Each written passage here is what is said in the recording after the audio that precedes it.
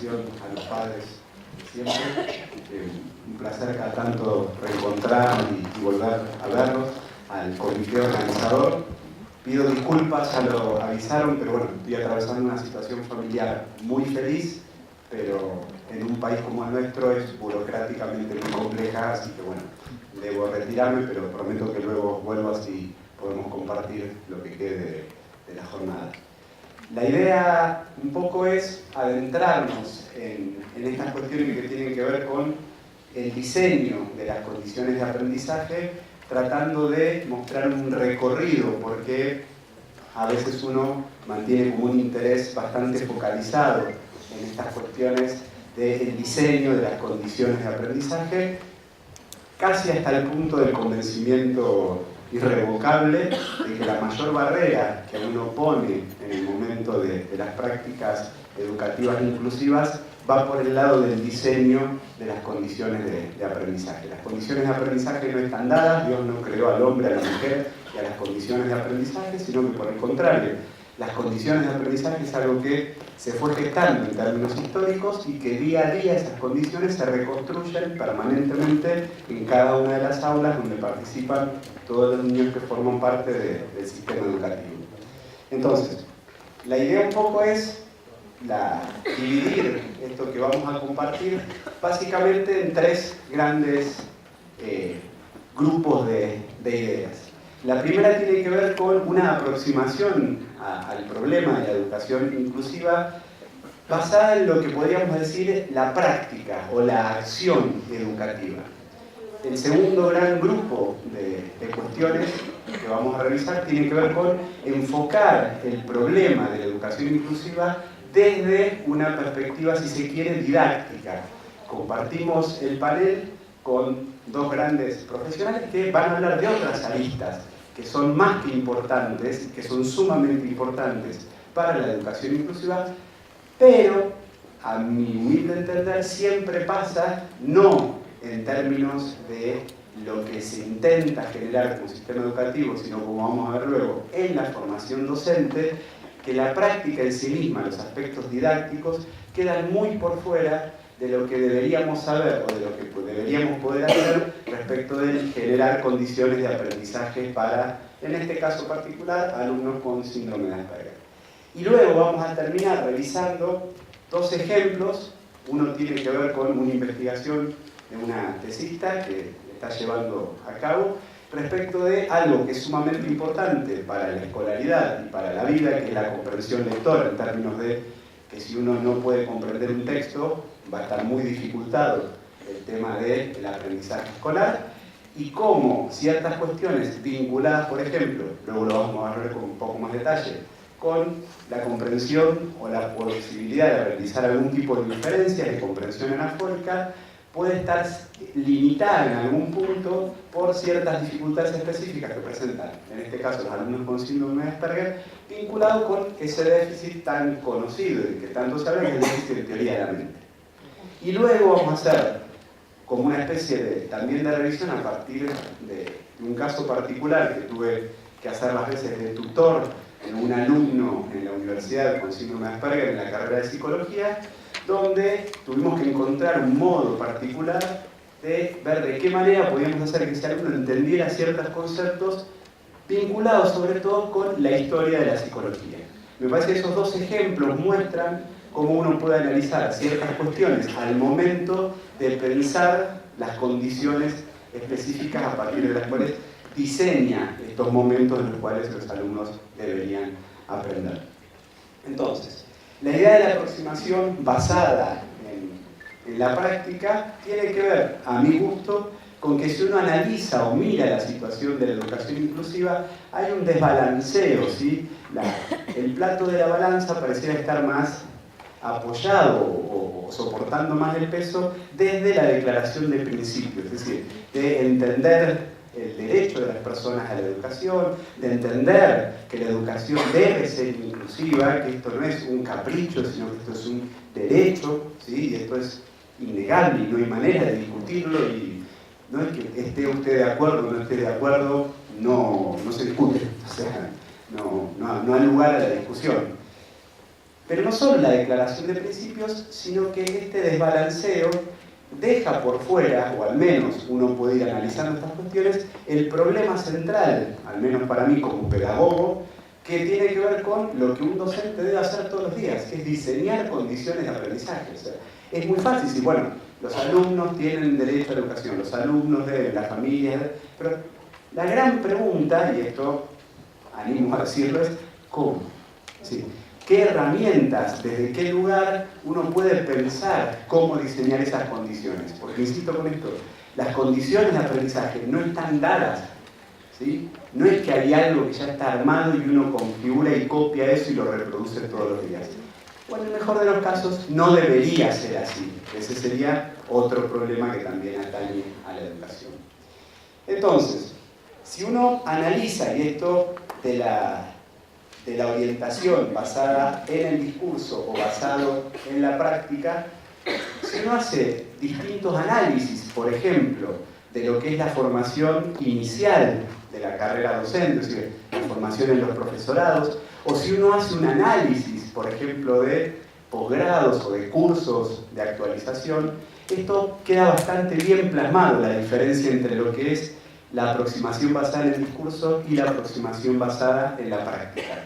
Ahí lo que tienen ustedes es un texto citado, que es de un trabajo de unos chilenos, San Martín, es el investigador principal, y luego abajo tienen varios, y ahí hay uno que mandamos recientemente a una revista de educación colombiana, donde lo que se hace sistemáticamente es revisar, por ejemplo, los diseños curriculares, ¿sí?, de los profesorados en nuestro caso. En los otros países la formación docente queda a nivel universitario, no a nivel de profesorado, pero hacen exactamente lo mismo.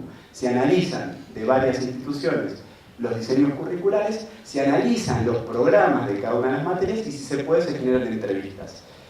Pero ahí hay una cita textual que para mí es bastante clarificadora porque muestra lo que pasa no solo en este caso en Chile, sino lo que está pasando en varios lugares del mundo, y en la Argentina ocurre algo bastante similar. Y lo dice, la mayoría de los programas, la mayoría de las carreras, dice, desarrolla una aproximación a la educación inclusiva basada en el discurso, más que en la implementación de prácticas pedagógicas concretas, lo que se observa tanto en el análisis de los componentes, donde no hay un mayor énfasis en el trabajo referido a la gestión curricular, como en el discurso de los entrevistados, que es bastante amplio e inespecífico.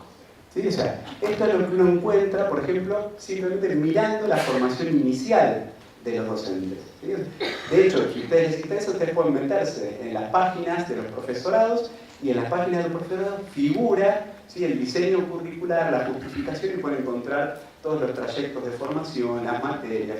Y esto se ve patente en términos de que no se concretiza en algún punto la práctica pedagógica como práctica inclusiva. ¿Sí? Entonces, pensando desde esta perspectiva y tomando una definición, que uno podría pensar, bueno, es una definición, pero hay varias, en términos de qué se entiende por inclusión escolar, tomando justamente la definición de Eichhorn, Booth y Dixon, uno puede definir la inclusión en términos básicamente de 3 dimensiones, 2 estrategias y una población. Las 3 dimensiones justamente son la presencia, el aprendizaje y la participación.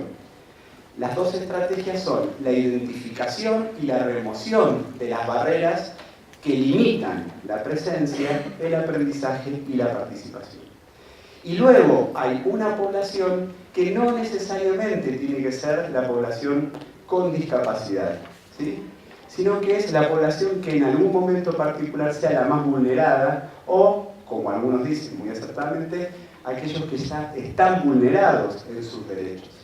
Y luego se tiene que entender este proceso educativo inclusivo no como algo estático, como que ya se identificaron las barreras y listo, sino que es un proceso dinámico de permanente adaptación del sistema educativo a el alumnado que va ingresando a sus aulas. ¿Sí? Entonces, pensando desde esta definición y yendo justamente a lo que sería la aproximación basada en la práctica, acá uno tiene que ser honesto y decir que se puede hacer una separación entre prácticas vinculadas con la presencia y la participación, prácticas en términos de entender cuáles son las barreras que limitan o que impiden la presencia y la participación. Y un análisis del aprendizaje. Lo que pasa es que cualquier análisis que uno haga siempre va a ser arbitrario. Entonces uno va a discutir, bueno, pero si estamos pensando en la legislación también hace al aprendizaje, pero tratemos como de mantener y de separar, al menos taxativamente, esta distinción. Entonces uno podría pensar que la presencia y la participación de los alumnos al interior de las aulas pueden estar mediadas, ¿sí?, por no identificar barreras del tipo como la legislación escolar. De hecho, hay un trabajo que presenté el año pasado en las jornadas de discapacidad en la UBA, donde el recorrido es relativamente simple. Y de hecho, hace 2 años, creo que también, una charla que habíamos organizado con la asociación, que estaba Matías Cadaveira, que justamente a lo que apuntaba era eso, a mostrar cómo la propia ley nacional, cómo las propias resoluciones, cómo las propias reglamentaciones muchas veces terminan generando, ¿sí?, barreras para la presencia y para la participación. Luego tenemos el caso del bullying, que también hace, o sea, por eso digo, es muy importante mantener todo esto, porque no es que hay un único factor que limite la presencia, la participación y el aprendizaje, son muchos los factores. Lo que pasa es que tenemos que tener una estrategia más bien analítica de poder identificar esos factores y luego tratar de intervenir sobre esos factores. Si no, tú terminas siendo una especie de nube vaporosa de la cual uno nunca puede terminar de agarrar y modificar nada. Entonces, por eso es esta separación por ahí un poco taxativa. Pero las teorías implícitas de los profesores acerca de qué es la educación inclusiva y qué ocurre con la educación inclusiva, las trayectorias escolares, tal cual Flavia Terici habla de la idea de trayectoria escolar, la propia cultura institucional, la propia estructura del sistema educativo, ¿sí?, el trabajo interdisciplinario. Todo esto pueden ser aspectos que pueden estar limitando o pueden estar funcionando básicamente como barreras para la presencia y para la participación. Pero, como buen pedagogo, uno siempre lleva agua para su molino. Y en este caso a mí lo que más me interesa es discutir y pensar, ¿sí?, la idea de la aproximación basada en la práctica como un problema didáctico, es decir, como un problema en definitiva de diseñar condiciones de aprendizaje, es decir, de sentarme a pensar qué es lo que tengo que hacer para que este alumno en concreto y en particular, o este grupo de alumnos en concreto y en particular que yo tengo delante, puedan lograr aprendizajes escolares, ¿sí?, puedan adquirir conocimiento escolar. Entonces, a lo que nos vamos a enfocar de ahora en más tiene que ver específicamente con la cuestión del problema didáctico, si se quiere, de lograr los aprendizajes escolares. Pensándolo, poniendo el foco en los aprendizajes escolares, el problema puede ser replanteado, puede ser repensado, o mejor dicho, debería ser pensado en términos de una perspectiva didáctica, ¿sí?, independientemente de la discusión acerca de qué es la didáctica, cuáles son sus fundamentos, ¿sí?, simplemente pensar que hay algún tipo de saber que les permite a los docentes pensar y repensar permanentemente sus acciones delante del grupo de alumnos. Y si uno piensa en la didáctica y uno piensa en las relaciones entre didáctica y psicología, ¿sí?, porque la didáctica muchas veces fue a buscar en la psicología el fundamento de aquello que debe hacer como disciplina normativa, si es que es normativa, o no vamos a entrar en esa discusión ahora, porque al menos no tiene mucho sentido, pero si uno busca esas relaciones, por ejemplo, entre didáctica y psicología, uno puede ver la idea de cuando aparece Piaget en la educación, cómo se utilizan los conceptos piagetianos para generar o diseñar condiciones de aprendizaje. Por ejemplo, había que enseñarle en el nivel inicial a los niños a conservar sustancias, cantidades. Ocurre lo mismo con los trabajos de Emilia Ferreiro respecto de la psicogénesis de la lectoescritura. Se genera casi como una didáctica psicogenética de la lectoescritura, ¿sí? Aparece también en los 90 Vygotsky y el concepto de zona de desarrollo próximo. Bueno, el docente en realidad tendría que crear una zona de desarrollo, como si la zona de desarrollo próximo fuera algo, y en realidad es un concepto que permite entender una relación entre cosas. Pero bueno, O la psicología cognitiva, que también llega a la Argentina en los 90, hablando del conocimiento declarativo, el conocimiento procedimental. Me parece mucho conocimiento psicológico intentando sostener, ¿sí?, esta cuestión de qué es lo que debería o cómo debería organizarse la cuestión de los aprendizajes al interior del aula. Una de las cosas que aprendimos justamente con estas tradiciones de mirar estas psicologías es evitar los aplicacionismos, y en el caso de la enseñanza, por ejemplo, de lo que son las nociones de conservación de sustancia en el nivel inicial. En ese sentido es que hace un par de años, siguiendo la lógica de qué es el aprendizaje, que tal lo plantea Nacho Pozo, con una colega colombiana, ¿sí?, avanzo y luego retrocedo, nos pusimos a pensar en términos de qué conocimiento psicológico teníamos acerca de los procesos de aprendizaje para entender cómo es que puede aprender un alumno, en este caso con síndrome de Asperger. Ahora sí, retorno. Si uno piensa en el aprendizaje, o sea, la idea de la escuela es producir algún tipo de aprendizaje de algún tipo de contenido, ¿sí? Entonces, cuando uno está pensando en aprendizaje, por lo general, nosotros pensamos en el aprendizaje en un aspecto del aprendizaje, que es lo que se aprende. Eso es lo que Nacho Pozo denomina los resultados del aprendizaje. Pero Pozo dice, cada vez que uno piensa en aprendizaje, tiene que pensar en tres cosas. Primero, tiene que pensar en los resultados, es decir, aquello que se aprende. Pero también tiene que pensar en los procesos, ¿sí?, y tiene que pensar en las condiciones.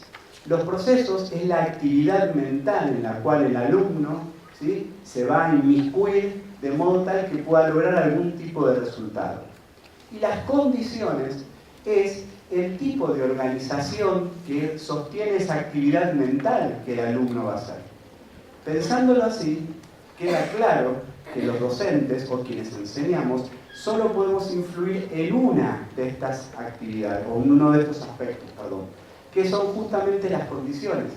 Yo puedo darle una clase a un alumno o puedo darle un material de lectura a un alumno, pero no puedo meterme en su cabeza y hacer que ese alumno analice eso que está leyendo o que lo recuerde literalmente, ¿sí? O sea, eso no lo puedo manejar. Lo que yo sí puedo manejar son las condiciones en virtud de cómo presento el texto, qué clases de preguntas hago, cómo voy a evaluar luego ese texto para fomentar o no el aprendizaje literal de ese texto o el aprendizaje un poco más reflexivo de ese texto. En ese sentido, la idea que subyace a esta relación entre resultados, procesos y condiciones es lo que dice ahí abajo, dice que en distintas condiciones, frente a distintos procesos, lo que vamos a obtener son distintos resultados. Entonces, desde una perspectiva didáctica, si yo puedo conocer los procesos, que no gobernarlos, porque yo no, insisto, no puedo meterme en la cabeza de alguien y decirle, bueno, ahora a tu memoria va a ir esto y no va a ir esto, entonces ahora vos vas a dejar de pensar en que querés jugar a la pelota en el recreo y vas a ponerte a pensar en que esta suma la tenés que hacer de tal manera. Como yo no puedo manejar los procesos, lo que yo sí puedo hacer es manejar las condiciones. Pero esas condiciones no las puedo manejar de espaldas a los procesos psicológicos de mis alumnos. En ese sentido, es el trabajo que planteamos con Carolina, revisar, ¿sí?, de qué manera esos procesos estarían operando en los alumnos con síndrome de Asperger o con trastornos del espectro autista en general, o sea, independientemente de cómo lo pensemos. ¿Y cuáles son esos procesos psicológicos que conocemos en nuestros alumnos con síndrome de Asperger? En principio, el déficit mentalista o el déficit en teoría de la mente. Entiendo que la mayoría sabe de qué hablamos cuando hablamos de teoría de la mente. No es un tema que uno dice teoría de la mente y viene como diciendo, ¿y esto qué es? O sea, gracias a Dios, estos conceptos van entrando en el acervo cultural de los educadores, de los profesionales de la salud. El déficit ejecutivo, ¿sí?, la coherencia central débil o el perfil cognitivo de coherencia central débil. Y la hipersistematización. O sea, son tres modos o tres explicaciones psicológicas acerca de cómo funciona la mente de las personas con, en este caso, síndrome de Asperger. Pero además de eso, podemos encontrar ciertas fortalezas en sus capacidades psicológicas de procesamiento de la información o ciertas debilidades.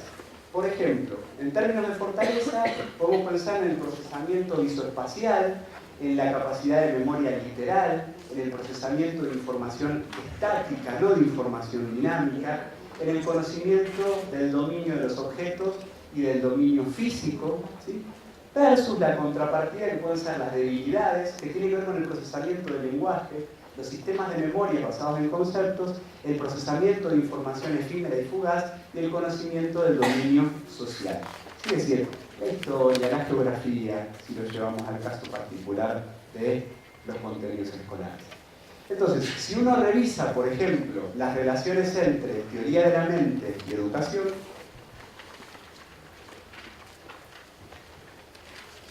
nos encontramos con que los procesos de comunicación en el aula necesitan mucho, ¿sí?, de esta capacidad de atribuir estados mentales para predecir la conducta. El ejemplo más claro es que en un aula, ¿sí?, cuando la maestra pregunta la misma pregunta de manera reiterada, la información que le está dando a los alumnos es que nadie dio la respuesta correcta. Entonces yo pregunto, ¿quién descubrió América? ¿Quién descubrió América? ¿Quién descubrió América? El cuarto alumno al que le pregunta, por lo menos ya sabe que no tiene que repetir lo que dijeron sus otros tres compañeros. Porque la reiteración de la pregunta lo que me está diciendo es que hasta ahora nadie dijo la respuesta correcta. De hecho, en cualquier situación de aprendizaje, quien más pregunta es el que menos sabe. Y si uno analiza lo que ocurre al interior del aula, ¿quién es el que más pregunta? El que enseña. ¿Y qué pasó? ¿Y qué hizo? Entonces nos encontramos con alumnos que están en el aula y dicen, ¿quién descubrió América? Y dice, ¿usted por qué pregunta? Si usted ya sabe, señorita.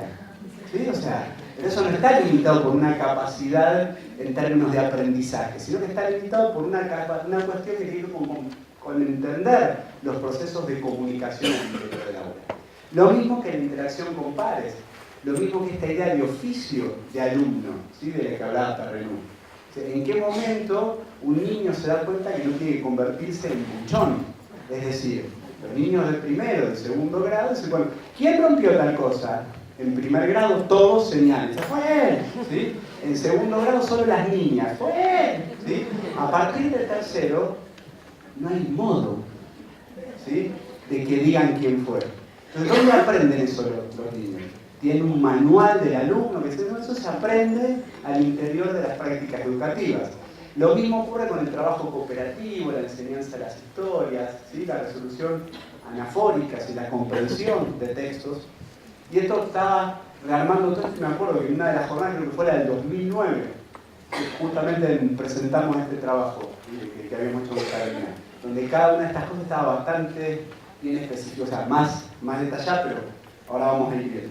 Funciones ejecutivas y educación, es decir, ¿qué implica que un alumno tenga dificultades en el control ejecutivo de sus acciones? Por ejemplo, ante las situaciones de evaluación, ¿sí? Una situación de evaluación implica que alguien, ante un problema nuevo, ¿sí?, traiga conocimiento que ya tiene. Entonces, ¿qué nos pasaba a nosotros cuando estábamos por afrontar una prueba de matemáticas en la escuela secundaria? Íbamos a algún compañero de otro curso que por ahí ya tenía la prueba y la pregunta que hacíamos, che, toma el mismo problema pero con distintos números, ¿no? ¿Por qué? Porque lo que nosotros sabíamos es que algo teníamos que hacer, pero algo iba a cambiar. Con una persona que tiene un déficit ejecutivo, esto se le complica traer un conocimiento que ya tiene y aplicarlo a una situación problemática nueva. Lo mismo con el aprendizaje de contenidos procedimentales. Un procedimiento justamente es seguir una lógica de una acción luego de otra, ¿sí? Entonces, si hay una dificultad en la elaboración de una conducta compleja gobernada por reglas, el aprendizaje de contenidos procedimentales bastante se va a ver dificultado. Luego la multiplicidad de actividades escolares, es decir, el salto de una actividad a la otra. Pero si a mí me encanta matemática y estoy en la escuela, ¿por qué tengo que dejar de hacer matemática e ir a hacer lengua o prácticas del lenguaje? Entonces, ¿cuál es la lógica, ¿sí?, del salto de una actividad a la otra? Dificultades para dotar de sentido a las propias actividades de aprendizaje. Luego tenemos coherencia central débil, o la coherencia central de la educación. Por ejemplo, también en términos de la comprensión lectora, en términos de entender específicamente la idea principal. Porque la idea principal en un texto no está dada por cada una de las partes por separado, sino que la idea principal hace a que uno pueda unir esas partes del texto y aislar esa variable que sería la idea principal. No está presente la idea principal. La idea principal es algo que debemos construir en términos de comprensión de texto. Y luego el aprendizaje por observación. Ahora, todo esto uno lo puede pensar así en abstracto y contar ejemplos, y una de las limitaciones que tenía ese trabajo, yo les decía, del 2009, donde contábamos, o mejor dicho, lo que hacíamos era analizar las prácticas educativas o las prácticas didácticas al uso, es decir, todos esos ejemplos están tomados de actividades que los alumnos hacen frecuentemente en el aula, y ver desde las dificultades en teoría de la mente, función ejecutiva o coherencia central, ver cómo estaban limitados en esas actividades. Y algo que con Carolina siempre nos quedó ese sin sabor es que estábamos mostrando la cara oscura de la alumna, es decir, todos los problemas que había, pero nunca mostrábamos de qué manera uno podría decir, bueno, si yo tengo un problema de comprensión lectora, ¿cómo puedo subsanarlo en términos de que esta persona tiene un déficit en teoría de la mente? ¿Sí? Entonces, lo que vamos a ver ahora tiene que ver justamente con el diseño de condiciones de enseñanza, es decir, pensar de qué manera nos vamos de la cara oscura de la luna y nos vamos a la cara en la cual le llega un poquito de luz del sol. Entonces, como les decía, vamos a ver dos cuestiones. Una es la de comprensión de textos, que es parte del desarrollo de una tesis y que apunta específicamente a las relaciones entre las resoluciones anafóricas. Ahora vamos a ver qué es una resolución anafórica, pero la posibilidad de realizar inferencias para mantener la coherencia y la cohesión de un texto, ¿sí? Y el vínculo con teoría de la mente. Porque ahora vamos a ver que muchas veces cuando los niños leen textos, esas comprensiones entre cada una de las partes de los textos, que tiene que ser inferida porque no está escrita en el texto, muchas veces implica estados mentales, deseos, creencias, ¿sí? Entonces, si hay una dificultad para entender esos estados mentales, cuando yo le pido que haga inferencias sobre esos estados mentales para entender un texto, y va a estar complicado. Ahora, el tema es de qué manera yo puedo organizar ese texto o de qué manera yo puedo enseñarle a un niño a realizar anáforas o a resolver anáforas para que eso no sea una dificultad para comprender el texto, ¿sí? No sé si se entendió, pero lo vamos a ir, ¿sí? Y anticipando a dónde vamos a llegar. Entonces, siempre que nosotros estamos pensando en comprensión de textos, la comprensión de texto para la psicología es como uno de esos lugares bastante lindos donde cada vez se genera más investigación y cada vez se genera más conocimiento, y ese conocimiento es un conocimiento, la verdad, que bastante útil al momento de pensar de qué manera uno puede enseñar ese tipo de habilidades. Pero siempre la comprensión de un texto va a implicar básicamente que uno pueda, en virtud de lo que está impreso, es decir, de lo que está escrito, generar en principio vínculos entre las cosas que están dichas y la información que uno tiene, ¿sí? Lo que uno comprende del texto no es solo lo que está en el texto, eso es un nivel de comprensión. Por ejemplo, entender el significado de una palabra que está escrita en el texto, eso no es entender el texto, eso es un nivel de comprensión. La comprensión de un texto no es siempre igual, se va comprendiendo por niveles y se van comprendiendo cosas distintas. Pero para lograr esa comprensión, básicamente yo tengo que tener aseguradas algunas cosas. Por ejemplo, que un alumno lea de corrido. Si un alumno no lee de corrido, nunca va a comprender un texto porque no le queda espacio en su memoria para hacer todos estos otros procesos. Y entonces tengo que asegurar la lectura de corrido. Pero ¿cuáles son esos procesos? Por ejemplo, la coherencia y la cohesión. Poder entender la relación que hay entre una idea y otra idea, ¿sí?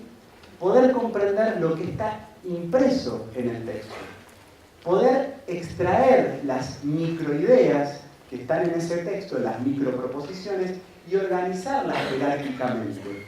Y luego elaborar un modelo de situación, es decir, poder decir algo acerca del texto, donde lo que yo estoy diciendo del texto no solo es lo que dice en el texto, sino lo que yo ya tengo de información de ese texto. ¿Sí? Es decir, perder la distancia entre qué es la información del texto y cuál es mi información. Y ahí, para todos estos procesos, El rol de las inferencias es un rol esencial, porque cuando uno está leyendo para comprender permanentemente, lo que está haciendo son inferencias, es agregar información o buscar información que relacione dos ideas, ¿sí? Y ahí es donde entra en juego la resolución anafórica. Fíjense, acá tenemos un manual de evaluación de la comprensión lectora bastante común, bastante conocido, donde tenemos un pequeño texto. Una rana a la que le gusta mucho hacer deportes decidió sacarse el carnet de la piscina. Para ello necesitaba una fotografía. Como era muy presumida, no quería que se le viera la enorme boca de oreja a oreja que tenía. Su prima le aconsejó que cuando fuera al fotógrafo, peinada y acicalada, dijera con la boca bien pequeña la palabra pollo. Ella se equivocó y en aquel momento dijo patata. A los niños, para enseñar comprensión, uno les puede hacer preguntas acerca de lo que está en el texto. Por ejemplo, ¿qué necesitaba la rana? Un traje de baño, una foto de una piscina, una foto tamaño pequeño o un espejo y un peine grande. Eso no está dicho en el texto, eso lo tiene que inferir uno, ¿sí? Pero fíjense esta segunda, porque acá es que necesitaba. Y acá uno puede entender que esa necesidad es una necesidad física. En cambio acá, ¿qué preocupaba a la rana? No tener dinero para hacerse la foto, no saber dónde hacían las fotos, no tener tiempo suficiente o no salir lo bastante guapa. Acá no hay una causalidad física, acá hay una causalidad de tipo mental. Entonces, si un niño tiene dificultades en su teoría de la mente, ¿cuál de estas dos le va a ser más fácil resolver? La primera va a ser más fácil. Esta la va a tener compleja. Entonces, ¿cómo resolvemos este problema? Nosotros lo que podemos hacer, y esto es la tesis de Marcela Setti, justamente, donde lo que podemos hacer es encontrar distintos niveles de dificultad de resolución anafórica vinculados con los distintos niveles de comprensión de teoría de la mente. Por ejemplo, José se lastimó con una piedra, el niño la pateó. ¿Qué pateó José? ¿Sí? No está dicho qué pateó José. Para poder decir qué pateó José, yo tengo que resolver la anáfora. ¿Sí? Entonces, el pronombre refiere a un sustantivo común, a un objeto, y el contenido, el verbo. No es mentalista. Luego tengo otro nivel anafórico con la misma estructura que es un poquitito más complejo. El pronombre refiere a un sustantivo propio, sujeto, y el contenido, el verbo, no es mentalista. Acá tengo un objeto y acá tengo un sujeto. ¿Sí? José pateó a su abuela, el niño la lastimó. ¿A quién lastimó José? ¿Se entiende? Luego tengo un nivel un poquito más avanzado. El pronombre refiere a un sustantivo, a un objeto, pero el contenido anafórico es un verbo, es decir, es mentalista. José extrañaba a su peluche, el niño lo encontró. ¿Qué encontró José? Y luego tengo con la misma estructura una un poquito más compleja, es decir, la que más necesidad de teoría de la mente uno podría pensar que se necesita. ¿Qué es? El pronombre refiere a un sustantivo propio, sujeto, el contenido, el verbo, es mentalista. José extrañaba a su tío, el niño lo visitó. ¿A quién visitó José? Entonces, de esta manera, si yo conozco las limitaciones en teoría de la mente de un niño, de un alumno con síndrome de Asperger, lo que yo puedo hacer es gradualmente ir modificando la dificultad de las anáforas en los textos que él tiene que comprender para que él entienda específicamente de qué manera se resuelve la anáfora. Y empiezo por la que para él es mucho más fácil, que son anáforas donde lo que hay son objetos y hay acciones físicas sobre los objetos, pero no donde hay personas y acciones mentales con las personas. ¿Se entiende? Entonces, de esta manera yo puedo regular el tipo de actividad, en este caso de comprensión lectora que estoy trabajando con un niño, para asegurarme que de mi actividad, de lo que yo le doy a él como material para que él aprenda, ¿sí?, eso no limite sus aprendizajes. ¿Se entiende? Vamos viendo por dónde tenemos esta cuestión. A mí algo que me resulta bastante llamativo y que me pasó el año pasado es encontrarme hablando de cuestiones de inclusión y darme cuenta de que terminé pidiendo perdón porque estaba utilizando ejemplos educativos. Y yo dije, perdón, ¿cómo puede ser que yo estamos hablando de inclusión escolar y pida perdón, disculpe, incluso ejemplos del aula? Yo dije, acá hay un problema, y ahí es donde yo dije, ok, acá es donde hasta uno mismo tiene incorporado la perspectiva del discurso y no tanto la perspectiva de la práctica. Es decir, de qué manera uno ayuda a que otros aprendan, o mejor dicho, de qué manera uno ayuda a que otros muchos ayuden a aprender. ¿Sí? La idea que tiene Daniel Feldman de la didáctica. Entonces, volviendo al segundo ejemplo que vamos a tomar, que tiene que ver justamente con la enseñanza de la historia, es este ejemplo que yo les decía de este alumno del cual tuve que hacer tutor en la facultad con síndrome de Asperger. Quiso hacer la carrera de psicología y por suerte va bastante bien. Tiene que ver con la enseñanza de la historia y la lógica de la enseñanza de la historia. Una de las teorías explicativas que propone Baron Cohen es la idea de contraponer que el cerebro humano hace dos cosas, o empatiza o sistematiza, ¿sí? Y que las personas con síndrome de Asperger son hipersistematizadores y que empatizan muy mal. Y esa idea implica que entienden el mundo de una manera muy particular, es decir, que entienden siempre las regularidades que rigen ese mundo, pero no las contingencias que rigen ese mundo. Entienden muy bien que si yo aprieto un botón, la luz se prende y se apaga, pero no entienden muy bien por qué si yo le digo a la misma persona 2 veces en el día, hola, la respuesta no es la misma. ¿Sí? O sea, ese es el problema de la hipersistematización respecto de lo que ocurre en el mundo. Desde esa perspectiva, para los alumnos, en este caso con síndrome de Asperger, les es más fácil entender conceptos lógicos, ¿sí? Tienen mayores niveles de comprensión en áreas como la matemática o la física que en áreas como la historia o la literatura. Entonces el desafío era que en estadística se sacó 10, ¿sí? Pero el problema era cómo lo ayudamos en historia de la psicología. ¿Sí? Ahí estaba la dificultad. Y los alumnos con síndrome de Asperger entonces pueden encontrar formas de resolución de problemas que sean bastante distintas a las que encuentran los alumnos que no tienen esta capacidad de sistematizar, que no tienen dificultades en teoría de la mente. ¿Quiénes son psicólogos de los que están aquí? Levanten la mano, por favor. Bueno, tenemos bastantes. Para el resto se los presento. Guillermito Wundt, ¿sí? Sigmund Freud y William James. ¿Qué relevancia histórica tienen estos muchachos? ¿Sí? Y acá tenemos el problema de la relación entre teoría de la mente y enseñanza de la historia. Si nosotros nos ponemos a pensar lo que aprendimos en las facultades acerca de la historia de la psicología, tiene que ver con una narrativa, es decir, con una sucesión de hechos humanos que se fueron desplegando. ¿Sí? Desde esa perspectiva, si uno piensa en Wundt, Freud y James, uno entiende que uno fue el padre de la psicología científica, otro fue el padre del psicoanálisis y otro fue el padre del pragmatismo. Esa es la idea de una narrativa. Estos muchachos muy inteligentes hicieron algo, gestaron algo, se pelearon con gente, otros se fueron del movimiento psicoanalítico porque le dijo, porque no le creía, porque... La mayoría de los alumnos, ¿sí?, terminamos entendiendo el sentido histórico de los problemas de la historia de la psicología en términos de ¿qué? De las narrativas. Pensemos, los que somos psicólogos acá, ¿qué otra cosa recordamos de estos buenos muchachos? ¿Sí? O sea, ¿qué otra cosa podemos decir? Entonces, si uno mira los programas de estudio, por ejemplo, de psicología, de historia de la psicología, entendemos que el objetivo es comprender el rol del reduccionismo en la formulación de diferentes teorías y sistemas psicológicos e identificar la relación entre el reduccionismo y el dualismo, por ejemplo. Para eso nos sirve a los psicólogos en la historia de la psicología. ¿Sí?